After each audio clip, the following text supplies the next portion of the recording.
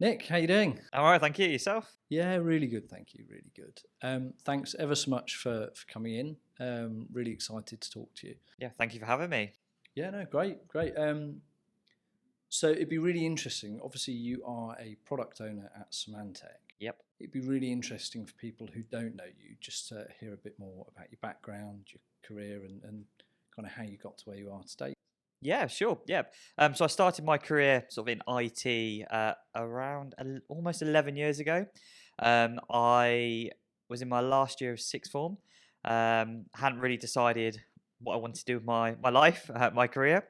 Obviously, university was an option, but I got headhunted by a local internet service provider, Star, and they essentially offered me just a service desk role, just to get into IT. Before that, I'd ran two businesses when I was 15, 16. One of them was a news company or a news website for teenagers. And I think we had 22 students who volunteered, who basically did the news. Oh wow, And we reached over 1.5 million students across the globe.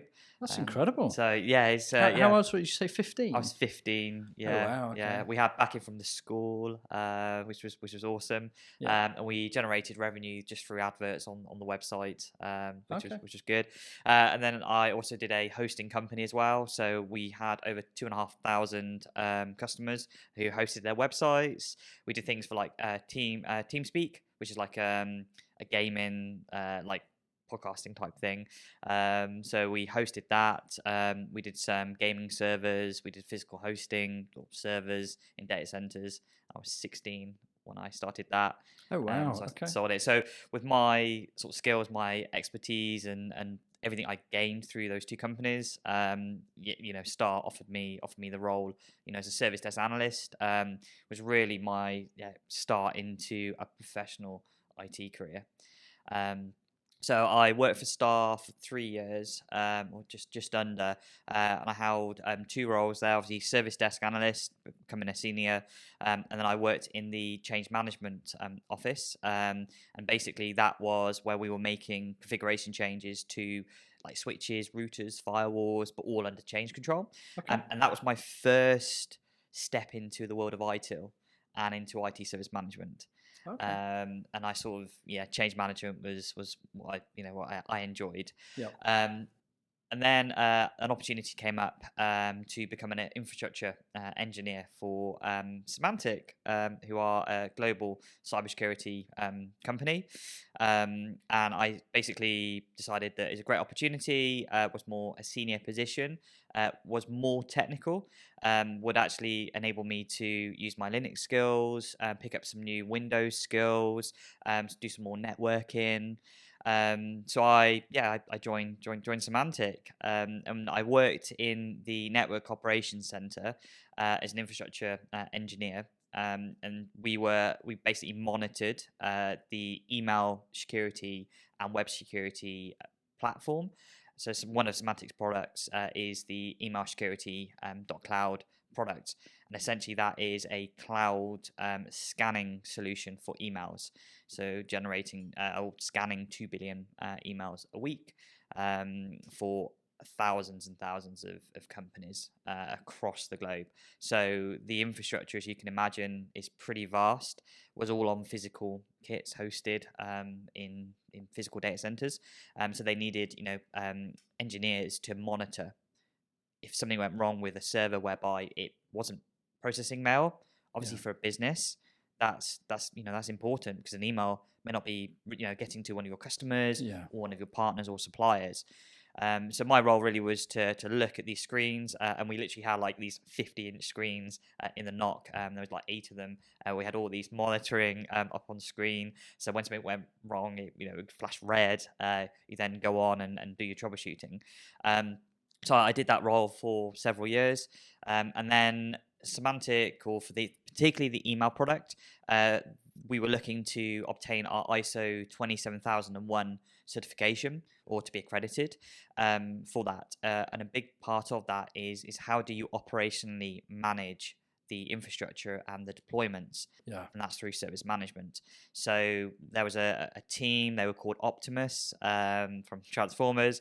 It does stand for something, but I can't quite remember what it is. Basically, this team was brought in to look at our existing processes, all the way from event management to incident management, change management. Okay. How do we communicate during an outage as well? Yep. Basically looking at what did we have, and we had, it was all in people's heads. It wasn't documented, Yeah. and we didn't have one system that could do that. So they basically had an RFP, went out to several vendors to look at a service management tool.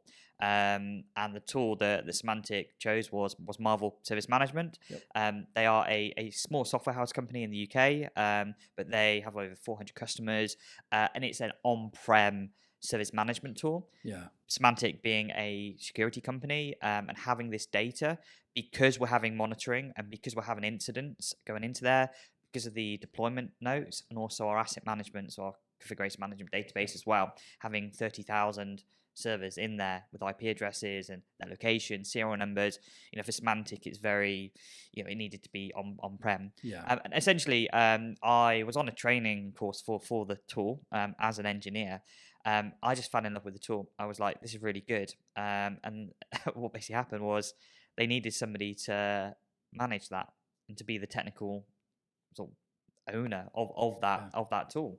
And I worked hand in hand with the team to build our processes, event management, using, hooking the system into our monitoring system. Yeah. So that the engineers could, when there's an issue and they needed to have a look at a server, a mail server, for example, rather than have nothing documented, it would essentially pop into Marvel, and they would do all the work in there. So we can track time. We can maybe see how many alerts that specific mail server might be having. Yep.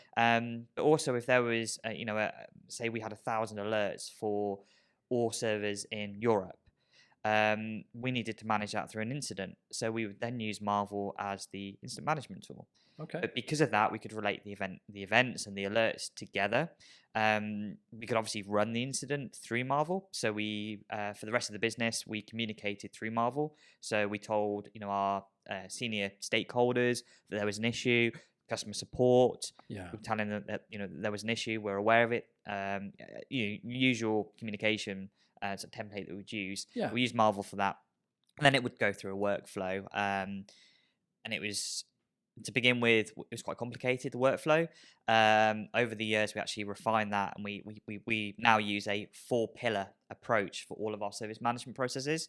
So the idea being there is there's 4 steps. You can have different statuses within them, but make it very simple. You identify, so you create, identify, investigate, resolve, close. Yep. Having those 4 pillars was there, but originally we didn't have that. Yeah. It was literally this whole, it was about 50 statuses, and the workflow was so overcomplicated that it wasn't great.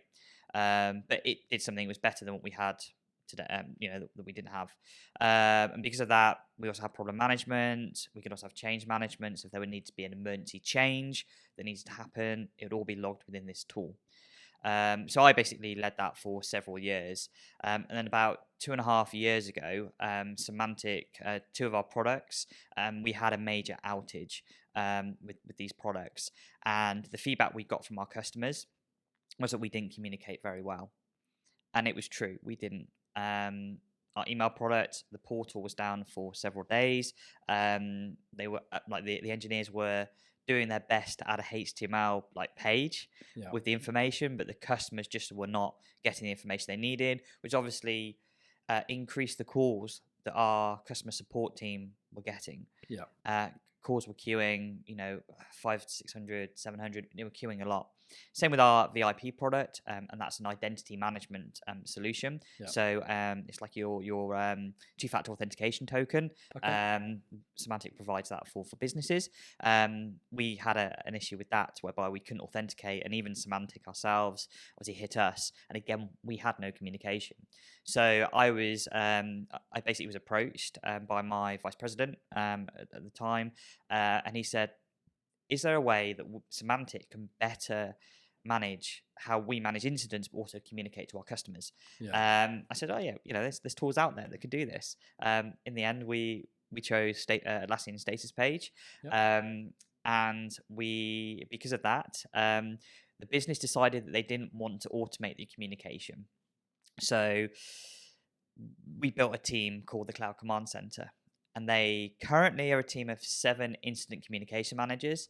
And their responsibility, which I think we may talk about later, but their responsibility is to take an incident from our engineering team and communicate to our customers. So make the communication make sense for customers rather than have all the technical jargon. Yeah, of course. Because you don't want that. So we built that team, and that's where I am today. I moved from engineering into our customer success group, and I basically am product owner for Status Page, or Symantec Status. And yeah, it's, I think over my 10 years that it's been, I've gone through various roles, but it's definitely technical. But now stepping away and doing that more of the strategic planning for our instant communication strategy really excites me, particularly where we can go with it. Great. So what actually does your role as product owner involve? Sure. So essentially, I'm responsible for the growth and the development of Symantec Status. So we have, because of the way that Symantec or the products are built, they're different. They don't share a lot of common features. So what we did is we built Symantec Status with Status Page across 24 pages. So 24 products have their own status page. Right, okay. So customers can go to our landing page, which I've designed. I'm quite creative as well. So I basically designed that, and we deploy. It's a static website, but customers go on there and pick the product that they want to see the status of. So it gives a very high level overview of, for example, our email product. Yep. If it's operational, under maintenance, or there's an outage, they go onto that, click on the card, and it takes them to the status page. And that page then, they can then look at the incident, they can sign up to the incident, they can subscribe, etc. So my role really is to lead that technical sort of implementation of those pages. So I work very closely with the engineering teams. I also act as a support person for the Cloud Command Center, who are the folks who go in and actually post the updates to Status Page. So we adopt the agile methodology. So because these are websites essentially, or web applications, obviously we do deployments. So when we have a new page up, it's a 3-week sprint that we run. So I then work with another developer, and we will basically build those pages. We will so I would write the user stories. I would make sure that we're on target to deploy those pages. I'd make sure that the Cloud Command Center have the appropriate access that they need to. Also making sure that they are trained, because they need to know about the products that we have. So it's a very hybrid role. It's quite technical development, but also working with the business and senior stakeholders to deploy these pages out. I also work very closely with our partners as well. So we get feedback from them. How can we improve the pages? What we're doing wrong? What we're doing right?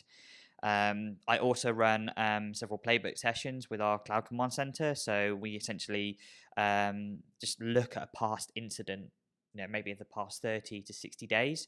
Yeah. What went wrong? What went well? And what do we need to do to improve in future? So that would be looking at the time that our engineering folks or operation teams in those products alerted the Cloud Command Center of an issue. And that's through PagerDuty. Yeah. So essentially what would happen is the engineering folks will page the Cloud Command Center. They would pick that up, the 24/7 team. They would pick up the incident. They would then say, right, okay, can we go on a war room? So we use WebEx. So basically spin up a war room. There'd be a Slack channel. So we use Slack. And they basically then would help the instant managers, if that team has an instant manager, or whoever the engineer is in that role at the time, they would then work with them to get the communication.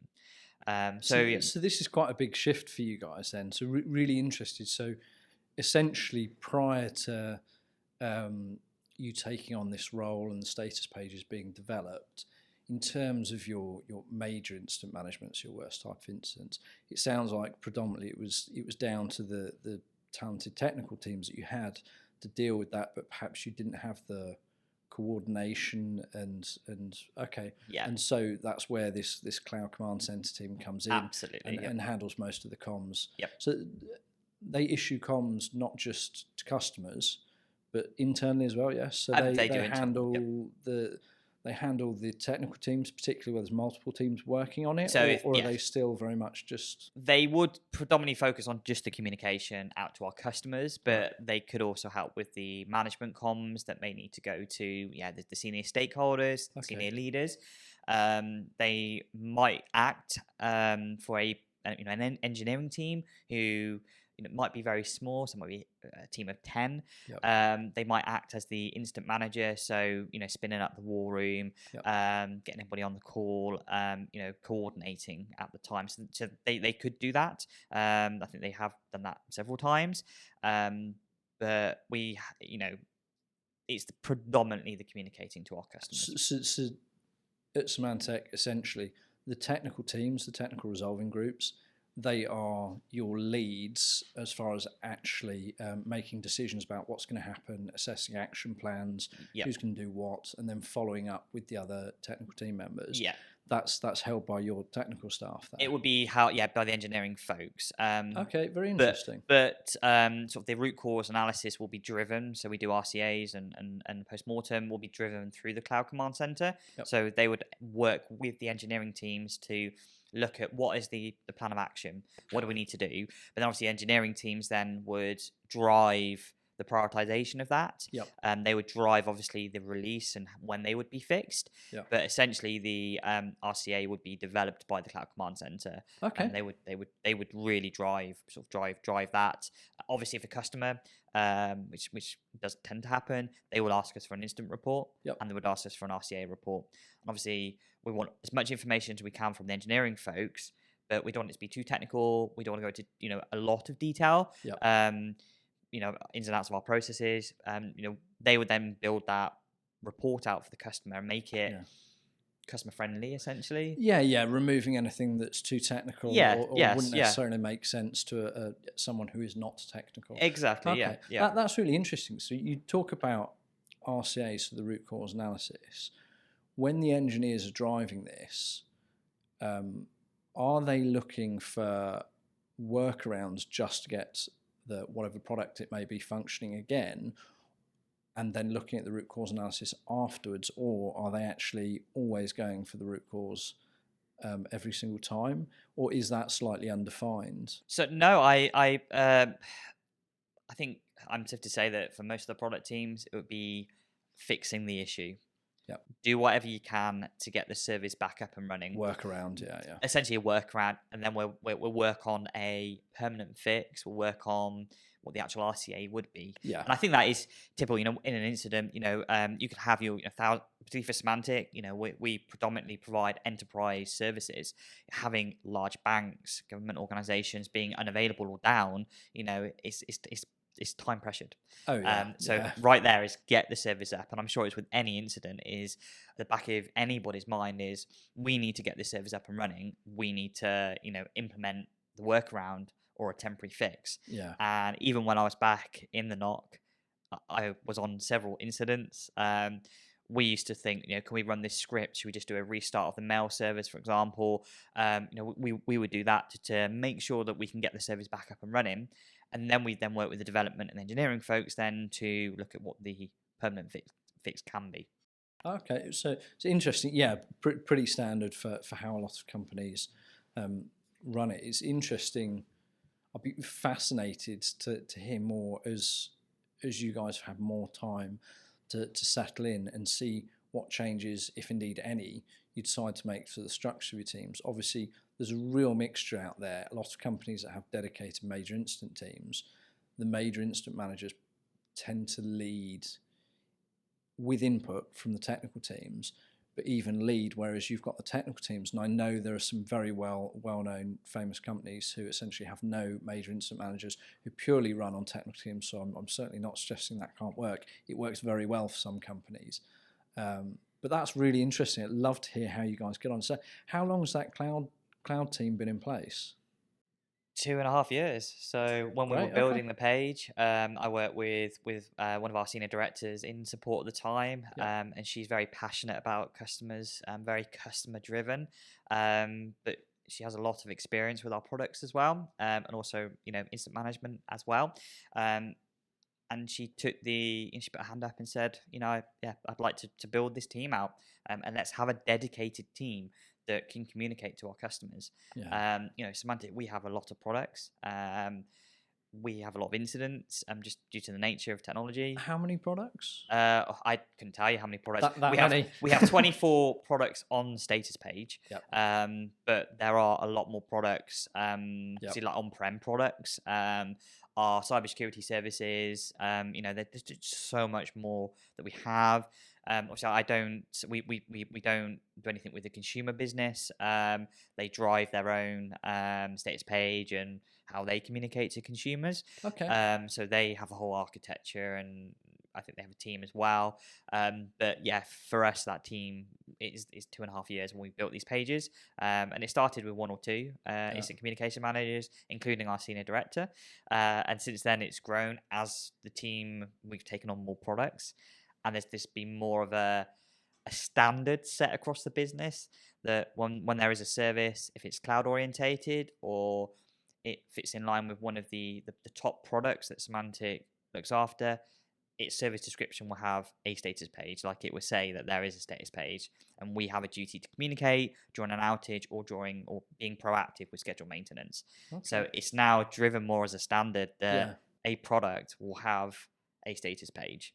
And that's certainly what we're, the feedback we get from customers is, some of the products we haven't. So at the moment, I'm working on 5 new pages that we're onboarding.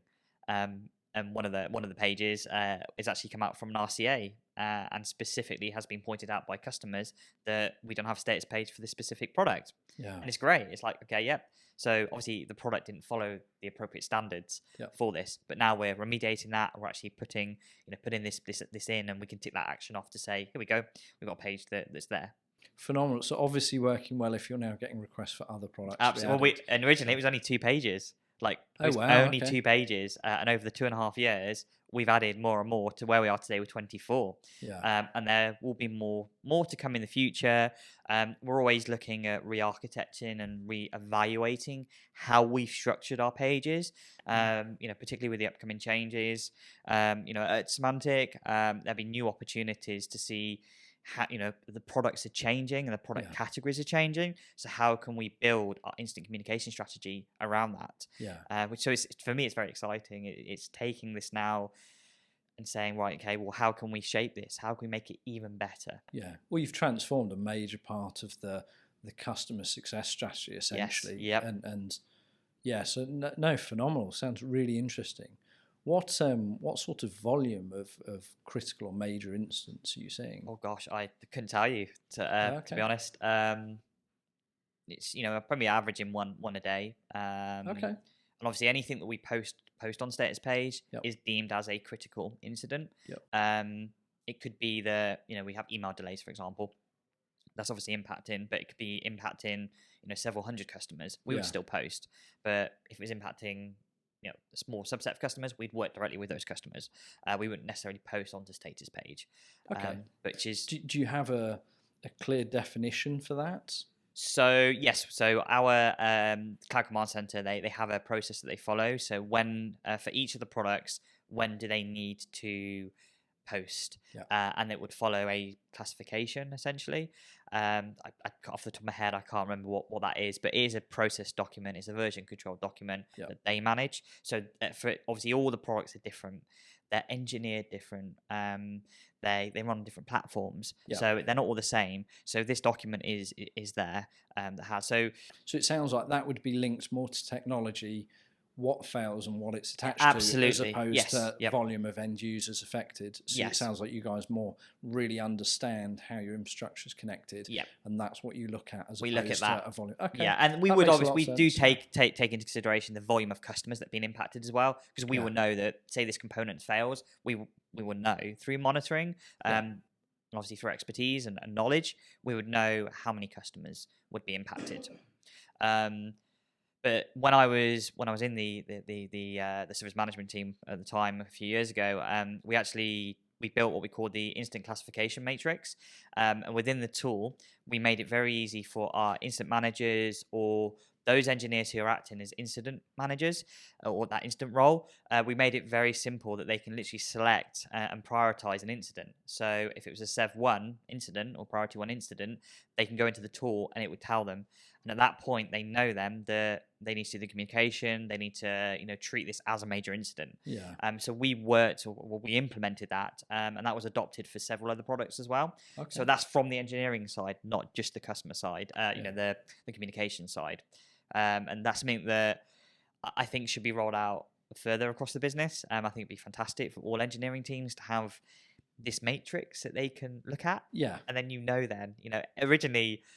Gosh, when we started, we had a spreadsheet, and I think it had like 4,000 classifications. Wow, it was a lot.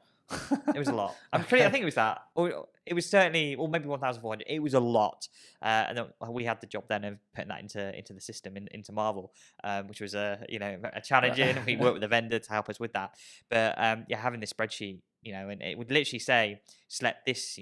So we classify an incident in areas. So there's 4 areas. Availability, accuracy, performance, and security. Okay. Obviously, security is self-explanatory for us. But essentially, the availability, what we would then do is the engineers can say, right, this is totally unavailable, like the portal is down. Well, that's availability. And then what it would then do is it would then classify the severity for them. And they would know then that that's a Sev 2 or a Sev 1 incident, which would be a major incident. Yeah. So we classify major incidents for some of our products as a Sev 1 or Sev 2. Okay. Typically a Sev 1 or priority 1 incident is a major incident, but we have 1 and 2 due to the nature of our products. Yeah. Okay. Really interesting. I know there'd be a lot of people who'd be really interested in talking with you about that. I know that's a real challenge for companies. And one of the things we talk to people about a lot is what do they deem to be a major incident? And I've had a lot of consulting engagements recently specifically around that. And it sounds like a cop-out, but we always position it as it depends what the business you are serving needs. And obviously from your guys' perspective, very much what the customers who are the recipients of service through your tools need, what they are trying to do with those tools. Yes. I mean, it makes sense because of the nature of Symantec. I mean, everyone will know who Symantec are, obviously. Yes. Yep. But the nature of the sorts of products, pretty much anything there that goes out on a custom site, as far as your end users would be concerned, is going to be pretty high up there. But it's really interesting to hear whether it was 1,400 or whatever 4,000. In the thousands. Yeah. Sounds like a lot. It's a lot. Yeah. For you to have whittled those down and been really precise. And I know that's an exercise that a lot of companies really struggle with. Also know that there's a lot of companies, interesting enough, predominantly in the financial sectors, who are working very hard. They're investing in major incident management teams and functions. In a sense, it's going hand in hand with some of the cybersecurity incidents we're seeing on the news every day. Often there's difficulty from them securing investment or funding for major incident teams and cybersecurity teams, and the two go hand in hand. The second, there's a real problem and customers are unhappy, or there's a huge impact that obviously costs a lot of money to these companies. They start to invest. So we're seeing a huge shift in more and more companies understanding that they must have some form of major incident team, whatever that looks like, and you almost can't afford not to nowadays. So there'll be a lot of people listening who will be really interested in this 2.5 year journey, that you've been on and what you guys have achieved in the starting point. I guess it'd be nice to dive into that a bit in terms of quite a big question, but what were some of the major challenges you had when first starting that journey, and if possible, how did you overcome them? Because I think some people find that really interesting. So specifically with Status Page, obviously we had 2 major incidents, and for us the biggest feedback was we didn't communicate to our customers. So being able to have those 2 major products and the backing of customers made it very easy for us to say that we do need to do something. Yeah. The challenge came around how do we what do we classify as an incident? What do we post onto status page? What don't we post? Yeah. What is the content? Being a security company, we obviously have a lot of intelligence analysis, networking, and AI and machine learning. We obviously wouldn't want to post anything that's going to alarm customers. So that's why we formed this customer facing cloud command center, to be able to work with our engineering teams to decide what do we need to post. But to this day, we still post things that either are very basic or go into too much detail. It's trying to find that fine line. Yeah. And it's very tricky, because obviously the nature of the products that we have is very tricky to do that. But starting very basic. So we have templates. So I think the team set up like 4 templates for all the pages, and they're very similar. Yeah. They've obviously been adapted as the products use the pages more. But the team really started basic and said, these templates will be from, identifying, so we know that there's a problem, investigating, Yeah. to, we restored the service, to monitoring. And they have this. So starting with these 4 pillars, basically. Start with those 4 pillars. Yeah. And I think that's really helped the team, has helped the engineering teams that I've been involved with. We're setting up their incident management processes, the team that I was working in. But for us, we didn't have too many challenges. The business saw, it was demand from customers that we need to communicate, and we need to be better in how we manage incidents. So I think we were in a very fortunate position to do that. Yeah. Now, obviously, as time grew and we had more and more products that we needed a page for, it then started to become challenging, particularly for me as an architect, trying to think, how can we do that on the pages? Probably the implementation we've got now isn't, if I step back 3 years ago, maybe, I probably wouldn't have implemented it the way we have. I probably would have done it slightly differently, knowing where we are today. Okay. So that, telling my future self, or Yeah. if I'm going to do this again, I would do it very slightly differently. I wouldn't have What would you do differently? I wouldn't have as many pages. Okay. I'd be very streamlined with the pages, and using these product categories that Symantec does have, is having these categories through there, and then actually building the pages out based on those categories or the product families. Okay. I think that's what I would do. I'd obviously probably look at automating as well, so helping our cloud command center, rather than have that initial post, using these templates and actually posting the initial Symantec notes that there's a problem, we are working on it. Yeah. Having that, because then that obviously is much quicker than if waiting for an engineer, our communication manager, to get the information from the cloud teams or the engineering teams, doing a post and posting it. So that's probably, again, is what I'd. That's such a good point, in terms of one of the things that we talk about in the best practice is that first piece. There are sub-objectives to these 3 phases of the major incident process, and that initial 15 minutes, we say 15 minutes because if you have a mature process and a slick team, 15 minutes is more than enough time for being notified of a major incident. If you're on that upward trend towards maturity, 20 minutes is a bit more common for a lot of companies. But that whole piece is about confidence. It doesn't necessarily, you're not going to have every bit of information. By their nature, major incidents are complex. There's lots of technologies involved. Developing. Yeah, and you often don't understand necessarily all the assets that are involved, that are affected, or why it's occurred. And so that first communication piece, exactly as you said, is purely about confidence. And the worst thing you can do with stakeholders, both internally and your customers externally, is to leave them in a scenario where they haven't heard a single thing from you. Yep.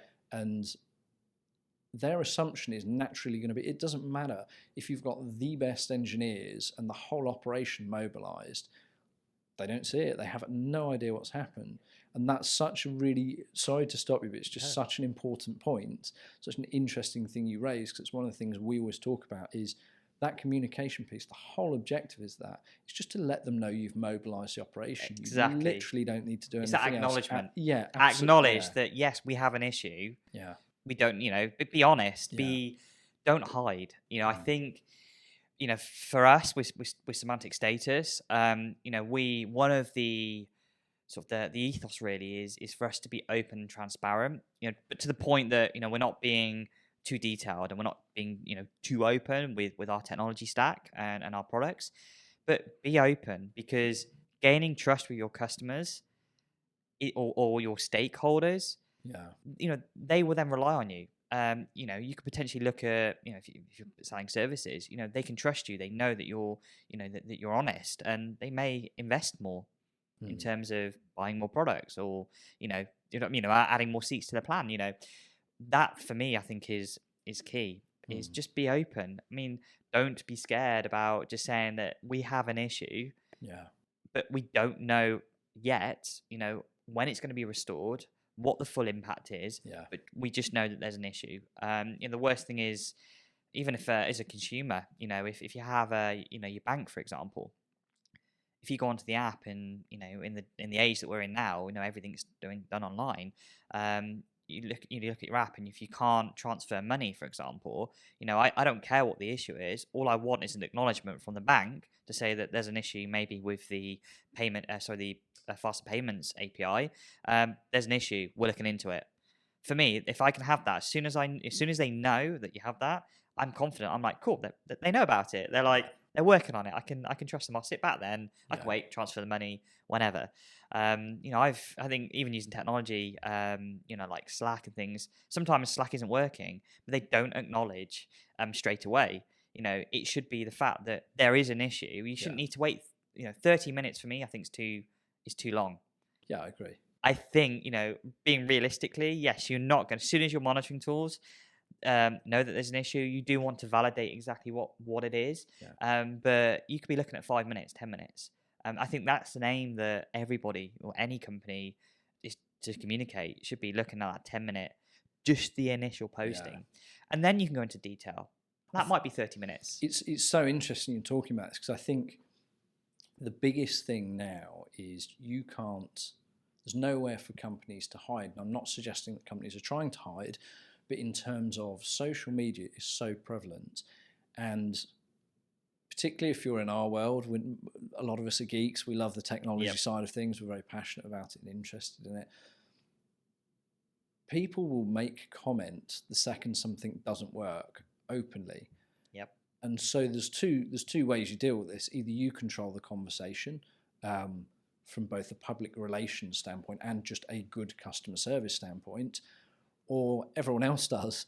And really, as a company, it's also on you to, I think, educate. It's different with consumers. I think it's harder in a consumer-facing business. Well, there are elements that mix, but with your communications, I think they expect less. Consumers, they just want to know that there's an issue and you're fixing it, whereas your business customers and in the commercial world will want far more specifics, and they're often holding SLAs and various contractual, which is absolutely fine. That's what they're there for, to ensure a level of service. But I think you almost don't have a choice. And I think just putting that initial comms piece out there, I think companies, you can't afford not to now, because it's only going to look negative. And what's interesting, though, we talk to people, is where communication goes out, and you've touched upon this, where perhaps something was over eager in terms of you communicated too early and it wasn't necessarily hitting your customers. But as we talk about in the global best practice in major incident management, is validating your major incident anyway. And if you've got a slick and robust period, you can do that within the 15 minutes before you even issue your comms. And that can be as simple as picking up the phone to some key customers and going, this is what we're seeing in event monitoring. Is this the case for you? Is this working? That's a really quick phone call. And so you can kind of avoid that, and that becomes a non-issue or a non-reason for not issuing comms. But I know I talk to a lot of like heads of service about this as well, and one of the current trends anyway is actually they say, well, we would rather put out communications and then have to retract and say, actually, it was a blip in event monitoring. But I appreciate that varies industry to industry, and also what you're communicating and the type of contract you have with your customer. I think those things are really interesting, but I think it just comes down to the fact that either you're gonna tell people, or they're going to tell people. Yep. And so you almost can't afford not to now. But it's still pretty fascinating, the number of sophisticated and talented companies that can't get this right, or perhaps haven't spent the time or invested the time, or had the time to invest in it, I think would be fairer. But some of that's IT budgets are always an issue, because it's not necessarily seen as the core piece of what most companies do. It's seen as an additional expense. Absolutely. Yep. Which is a real challenge. Yep. I appreciate. Yep. I mean, the cold facts of it are now almost no company anywhere can operate without some form of technology. You just can't, whether you're taking card payments in your local shop. You're reliant on technology. Yep. And their form of communication might be far simpler, a sign saying, unfortunately, the card machine's down. But that just scales, doesn't it, to larger companies, and letting someone know in advance, they're like, okay, well, I'm not going to be able to pay here. That's fine. I'll have to go somewhere else. Instead of someone getting to that point and not being able to do it. Yep. It's just massively magnified in our world, where you're dealing with hundreds or thousands of customers and potentially having massive knock-ons to revenue, etc. But really interesting that you talk about that.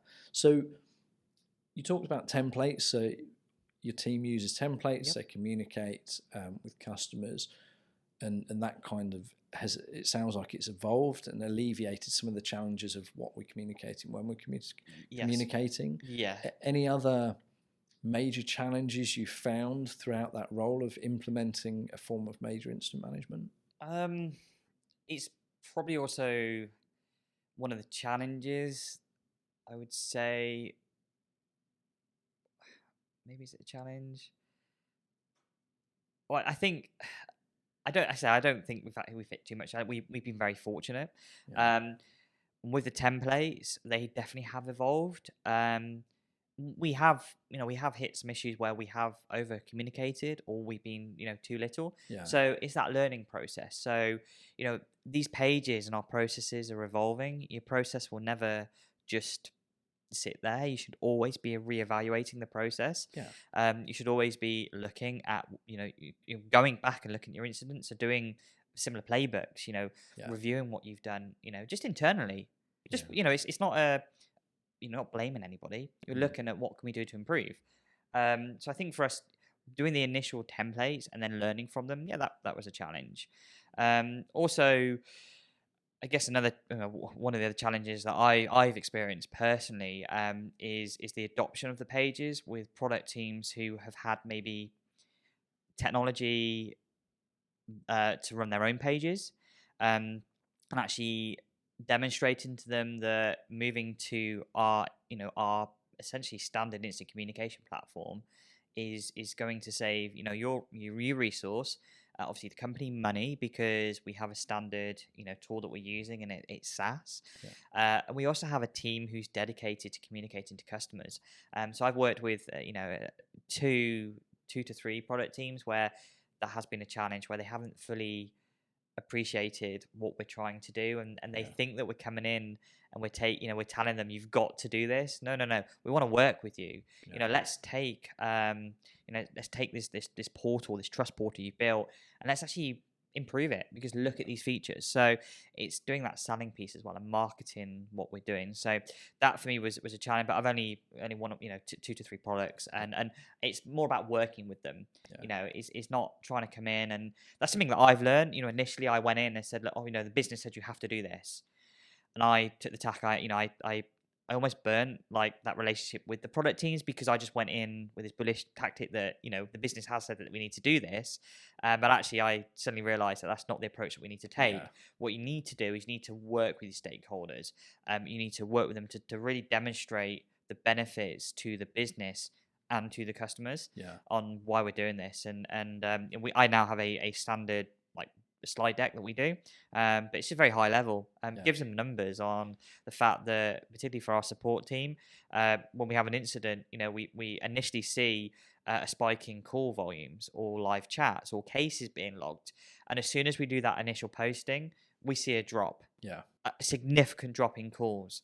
But what we see is an increase in page views and subscriptions to the pages. Yeah. Because we're seeing that. So actually, I now embed that into our presentation with new product teams, with senior stakeholders, and we show the impact that it has. Yeah. The impact that the Cloud Command Center team has as well. The fact that they will do all the comms. You give them the information, providing that they understand and they've been trained on the product. I mean, they don't have to know all the ins and outs of the product. It's just a high-level overview of the product. As long as they know that, they will then craft the comms. Yeah. They will do that piece with our customers, with our partners, with the senior stakeholders, and letting the engineering and ops teams focus on resolving the incident. Yeah. So for me, I think that was probably a challenge that has. But as I said, I mean, I've been very fortunate. The business has seen this as a, for our customer experience and the customer journey.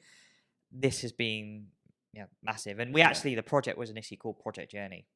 That's what we call it, because it's helping the customer. You have a life cycle, that a customer has, and status page or semantic status is just one of those. As part of that life cycle, and it's the pages will always remain where they are today, and we're going to continue to grow them. Yeah. And I think as the business is changing, I think it's going to give us an opportunity to adapt what we've done and continue to grow the pages as well, but also reevaluate our processes. Great. Changing the products, might need to look at our incident process. Yeah. How do we change that? There might be an opportunity for us now to help these product teams to build their incident classifications, to maybe standardize our incident processes, because I think we've spoken before, but Symantec is very siloed. So our product teams, their engineering teams, so they have their own processes in terms of their monitoring, or the tool stack is very different. So I think that is a challenge for us. It's because all of these product teams are siloed. They don't share the same processes. So it's very difficult. So product team A uses this tool, whereas product team B uses this tool. Yeah. Well, the Cloud Command Center and our team is like, okay, well, they have two different tools, two different processes. They might classify product team A is classifying this incident as a 1, whereas product team might be a 3. But actually, you look at the customer impact, and actually, no, that really should be a 1. We need to post. So I think for us, that would be moving forward. That's something that I'm hoping we can adopt at Symantec, is having these standard processes for these silo teams. I will. It's really interesting talking about that. I'll introduce you to a couple of contacts who work in managed service providers who deliver shared service major incident management. Yep. Because actually that's very similar to what you're doing. I know it's internally facing, but a shared service model for major incident management where you've got let's say a team of 20, 30 major incident managers who are essentially providing live major incident coverage to, let's say, 10, 20, 30 different customers who obviously rely on their infrastructure, and they might even be dealing with 2 major incidents at the same time for 2 different customers. But naturally, because of the requirements of each of those customers, they have very similar things. Certain things will impact business as usual and maybe a major incident for one where they would not be for another or have severe impacts. They're also in different industries, so they're doing really different things. But actually, I think you guys find it really interesting to have a chat with some managed service providers who do shared service. That would be helpful. Because actually, you'll have exactly the same issues. Yep. And it was a long time ago now when I did some work at Compute Center.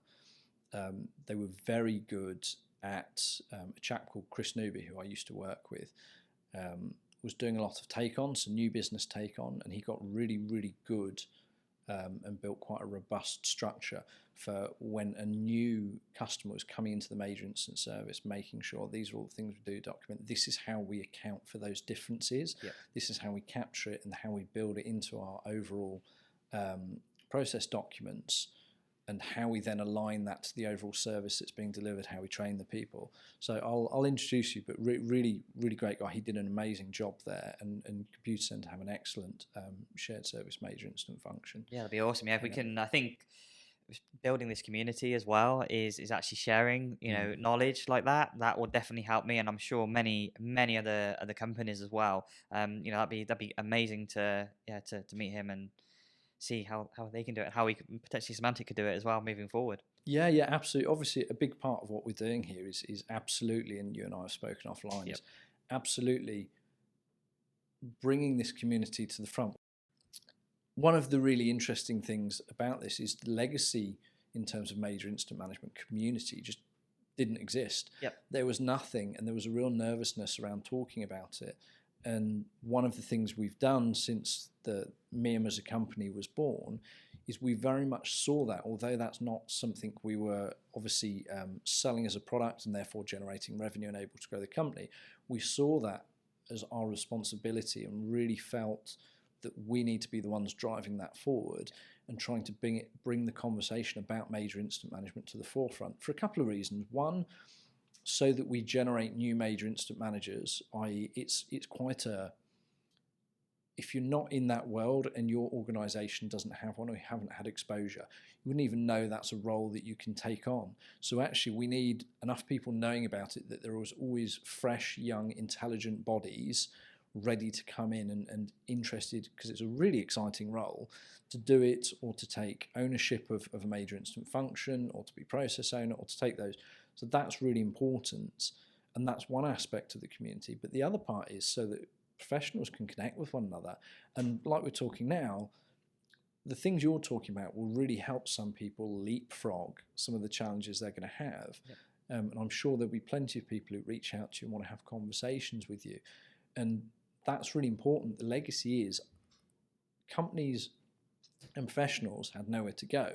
We're hopefully filling that space and bringing a community to the forefront. We still very much rely on people like yourself to take part in the community, and so thank you. I said thank you at the start, but it really makes a difference. And also to your organisation for allowing you to come on here. Whilst I know there's no endorsement from them being on here, it does make a difference. And they obviously get it in that it happens. The world knows about these things now. In fact, some of the huge issues that companies experience are often all over the news. So you can't avoid the fact that it exists. So perhaps let's all just have a really honest conversation and try to make ourselves better professionals and slicker, and the operations better, deliver better service for the customers. And the legacy is, I think, that marketing departments and people, I've worked in that industry also, so I feel I can say this, are so far removed from perhaps the IT operation, the technology and what goes on there, that they don't necessarily understand what's being said. All they understand is potential issue for the company that impacts customers, which I understand if you don't understand what's going on could be concern. Therefore, to them, they immediately go, we can't talk about it, shut down, I don't want anything like this discussed externally. And it's just easier for them to say no than it is to actually try and understand it or take the time when we're all really busy. So I get that, and I'm not criticising, but I do think it's incumbent upon all of us now in the industry to actually challenge our companies when they are saying, no, we'd rather you didn't talk about this. Or you didn't. And I'm not saying that they have to specifically talk about their companies, although I think that's very helpful for other professionals in the community, and you can about pretty much any other aspect of IT, and it's fine. You've got presidents and vice presidents stood up there talking about what the company's doing and even some of the challenges they have. I think we're in an age now where you need to accept that your professionals are going to have conversations in public, and you can't necessarily control all of that, which is really interesting. And the smarter companies kind of accept and leverage that anyway. You look at companies like Deloitte, they've really recognized this, and they're trying to amplify the platform that people have and their professionals have, and giving a lot of freedom to their senior people to talk, and allowing them to both build the company's profile by doing that, but also their own profiles by doing it, and they understand it's a symbiotic relationship. But it's really is something that I think the whole industry needs to work on. And when perhaps your marketing department, if that's indeed who says no to you, I think it's incumbent upon you to push it and challenge and say, well, actually, this is why. And here are some examples of other professionals from other very well-known companies who are having these conversations.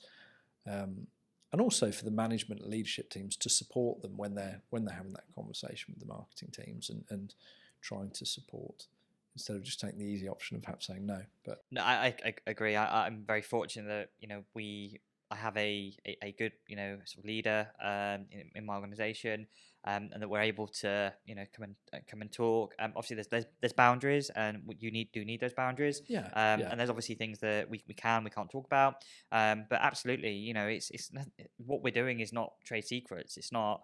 We're not in a bunker. We're not exactly there to. We want to share. We want to learn as well from bits of being able to talk. As we're doing today. We can learn so much more by just talking. Talking together. And I think what you're doing and the official MIM organisation is doing is building this community. And I think that's going to be right. We haven't had anything in the industry for that before. And now that we're doing this is in building this community together, I think's going to help massively and drive those conversations and drive development and growth. For the best practice in major incident management as well. Yeah, absolutely. I think it's interesting. There's a unique ecosystem that I think isn't perhaps understood that well. We're obviously trying to champion and drive it forward, and partly because I had, a very long time ago, had a background in, I specifically was a major incident manager and head functions, and so was really passionate and understood there was a gap. And I was very fortunate that when I was at Fujitsu, it was extremely well structured. It was on a government contract, very large consortium of companies. HP were involved, EADS, and there were a number of BT were involved. But it was very well structured, and the professionals who had put that together, who had decided how the services were going to operate, was such a good basis for me that even now I look back and some of the most sophisticated processes and slick operations, and we developed that, don't get me wrong, and I benefited massively from some very talented senior leadership who kind of put some time into me individually as well. But I think it really needs people willing to champion it. And I think the ecosystem's really interesting because you've got us essentially driving forward things like this as a platform for people to talk, which hasn't really existed before. You've got major incident tool providers who provide specific software for major incident management, and often that plugs into obviously wider IT service management software. So you've got, it's not a huge ecosystem, but they're large companies, some fantastic companies providing specific tools. We're very fortunate when we put on the first major incident management virtual expo back in March.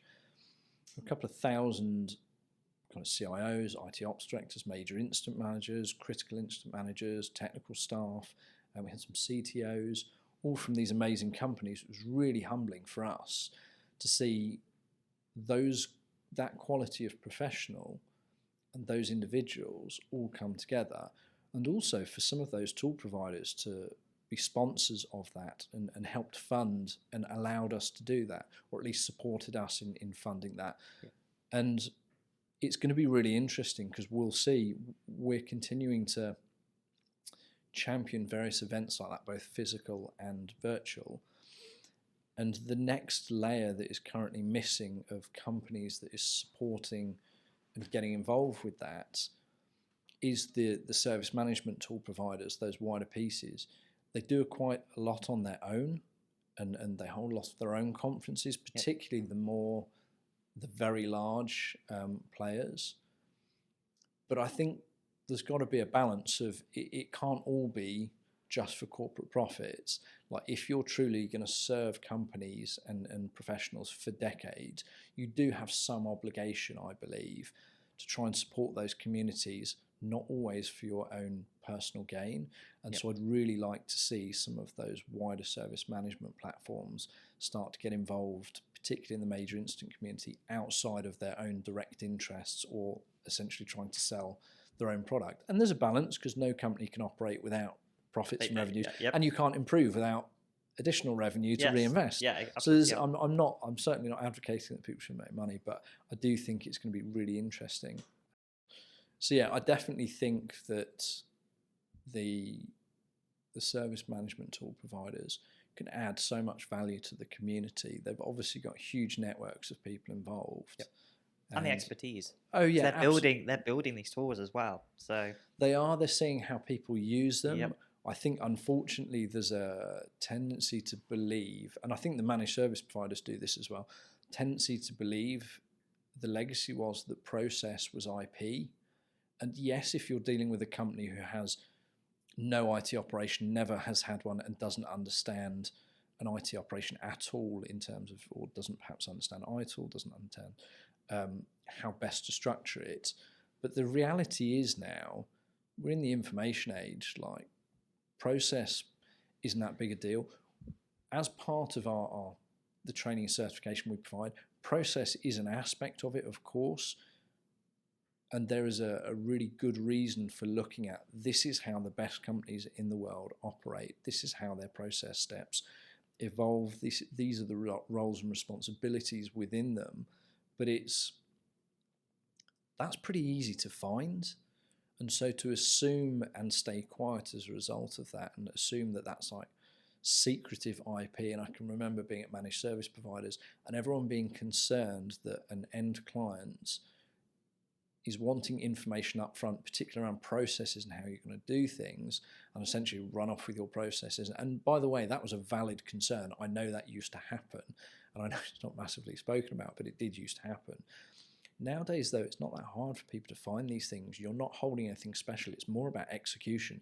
How are you executing those things? And that typically comes down to, one, the technologies that you're leveraging. How do they simplify and support your people? But ultimately, that's about the professionals who are doing it and the people who are working in it.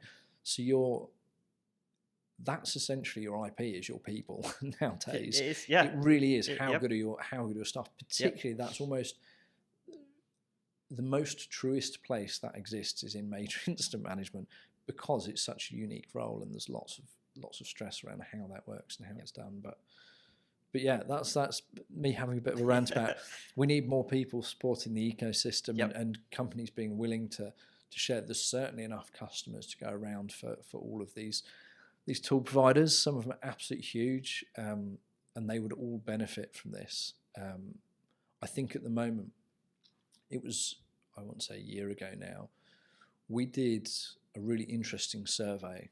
We had a lot of professionals take part.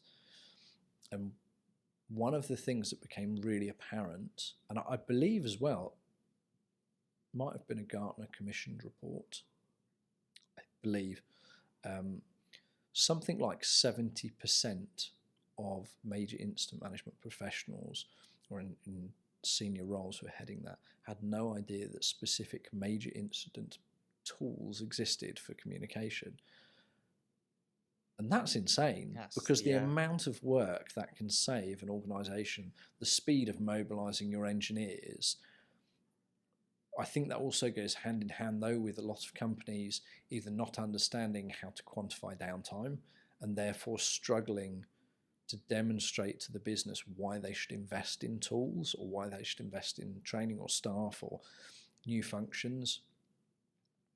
It's pretty simple, though. It just requires the input of the business and someone to champion that and really understand what's happening when a major incident occurs. Like, is revenue being affected? Does it affect share price, which is common? I've talked a lot recently.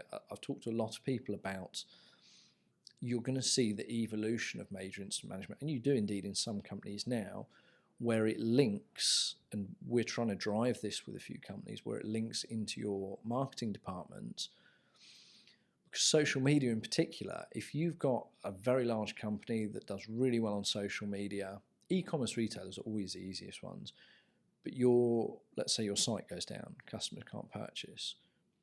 Social media is going to be, particularly if you use it as a channel for customer service, is going to get absolutely hammered by that. If there is no direct link between your major incident team and your marketing department, and there is not a predefined process there, and you understand how to manage or PR that positionally, you're just going to run into trouble. So even if you've got the major incident team who do really well and they manage the stakeholders really well, however, there is a gap between what happens with your actual consumers. There's a challenge there. And that's why Symantec, we have this cloud command center. You know, we don't have any input from PR or marketing. The communication managers, they know their stuff. They know the customers. They know the engineering teams. They know what to post. Yeah. And I think having people who are customer That's phenomenal, driven, by the way. and, That's absolutely brilliant. It's and these folks, like, they are a great team. They are very knowledgeable, and they're experts in the field of what they do. But I think for us really for Symantec is we chose or we adopted our support members, and we've trained them to become these communication, the gateway for our customers and for engineering to talk to each other, not marketing. Yeah. Yes, we have boundaries. Yes, there are things that we don't post, and yes, we might have to if it was an impacted incident that revenue may be impacted due to press. Then yes, we would obviously engage PR, but we would still be open and very transparent, and we would communicate. So I think actually, if you're looking at major incident managers or people who are going to communicate to stakeholders or managing, don't look at just your technical, and don't look at marketing, don't look at PR. Look at customer focused individuals who know the business, know the products, know your customers. Yeah. And I think if you can employ major incident managers who are customer driven, I think that can go a long way. And yeah, I think we've proven that having our cloud command center is the right model for our business. And I've done several talks with at conferences and whether the businesses and customers, and they're amazed that we formed this team. And it's because we did we had obviously the backing from the incidents that we had, but also that there was passionate people, individuals, myself included, our senior director at the time, really passionate that we need to do better in communicating. We need to manage our incidents better. And I think if you can find anybody in the company, or even if you're watching or listening, I think if you're passionate, stand up, and do push, do fight for it. Then think about what is the right thing for the business and for the customers. And that's the model we took with building what we've done. Yeah. So I think customer driven is the focus, because they understand, they know the urgency of the incident, but also they work very closely with the engineering teams and development teams and ops teams. So I think that's, for us, I think that has been a big win. Oh yeah, I think having that layer, regardless of the amount of involvement they have of controlling, obviously you guys handle it slightly differently in terms of the level of control your command center team have, and you still rely heavily on the technical guys. I think regardless of that, having a layer that wraps around your technical staff that almost protects them and protects their time, so that their time is focused on the technical resolution of that major incident, is so important. In whatever form that looks like, I think it's really, really important. It's also giving them, making sure that fix the issue and remediate it, which then allows your engineering team, your development team, your ops team to focus on maybe new features for your product, actually helping grow that product, rather than having to battle these incidents, having to, do the communication. And I think you're right, it's wrapping this, wrapping your technical teams around, with this layer, I think it works for us. And we definitely can make sure that our engineers are being resourced in the appropriate areas, which obviously is growing the products and adding new features, rather than battling a fire. Essentially an incident is that it's a fire, and you need to put it out, but you need to stop it from happening again. Or let them focus on that, and then just take them away, the RCAs, the action plan, get this layer of incident managers to do that, and let your technical teams do their jobs. Oh yeah, absolutely. So I'd love to very briefly delve into some of the tools that you're using and also that you're interested in. So you've obviously talked at length about Atlassian's status page. Yes. Yeah. And I've had a look. Obviously, we spent time together before this and had a look. Really impressive what you guys have built. And I think there'll be a lot of major incident teams who are really interested in Atlassian status page who aren't currently using it. Even very mature, well-run major incident teams have been doing it for a long time.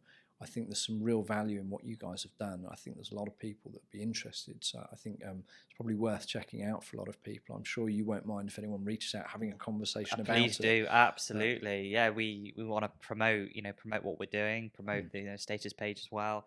But yeah, so yeah, we obviously use status page. I'm incredibly honoured and very lucky. I work very closely with the Atlassian status page product team. We do have a lot of input, and we do share. I've been to their town hall, and I've spoken about how we've deployed status page, at scale, at large. But yeah, we definitely, we work. Well, I've worked very closely with them. I've built up that relationship with them, and I never see a supplier as just a supplier. To me, they're a partner. Treat them as a partner. Treat them as if you're their customer as well. But just that partnership, and that's worked very well. Now I've mentioned we use PagerDuty as well. So obviously status page powers the external communication, but for internal. Yep. So the point that our engineering teams or ops teams have an incident, they obviously need to inform our command center. Yep. And obviously, they're a small team, but they're 24/7. So we use PagerDuty. So the engineering team, so we use the email functionality. So each of our products, the 24 that we support, there's an email address associated to a PagerDuty, our PagerDuty account. And then what we've then done is we've set up rules, scheduling, escalation policies, so that when, say, our email product has an issue, it will ping this PagerDuty email, raise an incident within PagerDuty. The incident communication manager will then acknowledge that through either the app on the phone or through Slack. So we also use Slack as well to do the communication. So from the point that PagerDuty comes in to posting and reviewing the pages or the incidents within Slack, we're then engaging with the engineering teams.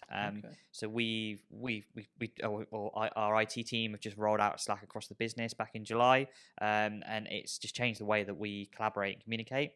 And I think that's key for any incident or any major incident, is that collaboration and being fast. So we do use Slack, and having all these tools integrated is a fantastic workflow. And that's what I really see it as, is this workflow, is this very simple workflow.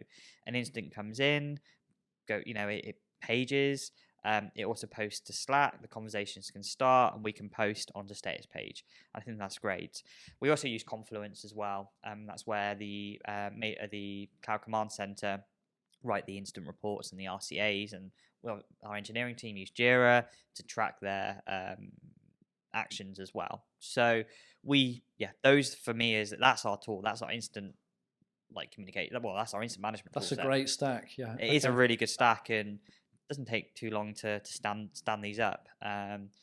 It's just fantastic, and because we're able to integrate them, it's great. And yes, we could automate a lot of the communication, but we don't feel that that's right. I think you still need that human touch. Communicating. But also validating. Monitoring isn't going to save your business. Monitoring is technology. It's going to fail.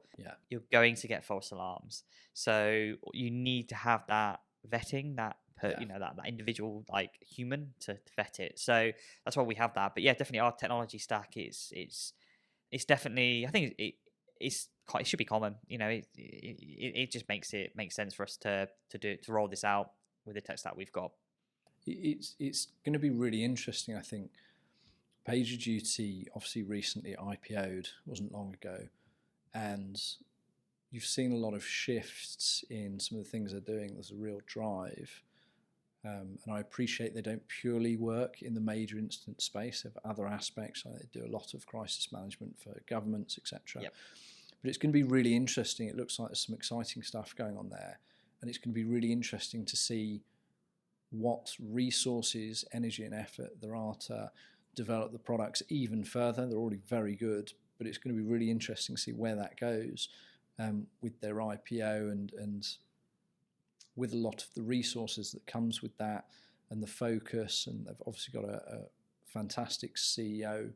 Been really interesting following some of Jennifer's kind of rise and what she's been doing there. Yep. So it's going to be really interesting, I think. And definitely with that, definitely do check PagerDuty out. They have got some new features coming. Again, because we use them. I've built up the relationship with PagerDuty and with the team, and I've definitely have got some insights into what they're working on, and it is very exciting. Same for Atlassian. There's a lot of exciting stuff. So really interesting. There's obviously other providers out there too of these tools, but some very big names kind of talked about, really interesting. And I think how you set up your ecosystem to work together is really important as well. So understanding most of the major names are very good at making sure they integrate with pretty much anything you would want it to integrate with. But yeah, it's really exciting, and I was privileged. PagerDuty were one of the sponsors at the Virtual Expo, and it was the first ever one, and so they contributed significantly to that being put on. It's going to look tiny, the last one that we did, although it was over 2,000, I think in the end, 2,000 attendees. That's for your first one, that's 76 significant. In the end, it might be 78 different countries who came from. And like I say, to see the names of those companies, we had obviously as a company been delivering the global best practice in major incident management for quite some time. So we had lots of links, but even for us, that moved the customer base and the awareness and the conversations we were having. And it was just exciting that there's a platform for people to talk. And I know we've already got a lot of people who are interested in speaking at next year's one. It's going to be about 5 times the size of the last one. So it's going to be really exciting. But we as I say, PagerDuty sponsored that. They came in kind of last minute and were really interested in what we were doing, took part. Great team, and I know a lot of people were very interested in them, and regardless of how large they are and the size of the organisation, there were a lot of major incident managers who, by the nature of the job, you rarely get a chance to look up. You're normally very busy, you don't see what's going out in the outside world. And hadn't heard of PagerDuty and weren't aware just how good the tool is and what it can do for them. It's really, really interesting. But thanks ever so much for coming in. Really enjoyed talking with you.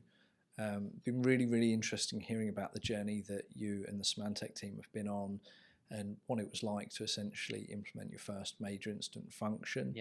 Sounds like you've got a great team. Some great team. Some great buy-in from management, and you're doing some pretty special things. But I'll look forward to speaking to you next time. Thanks ever so much. Well, no, thank you. Thank you for hosting me.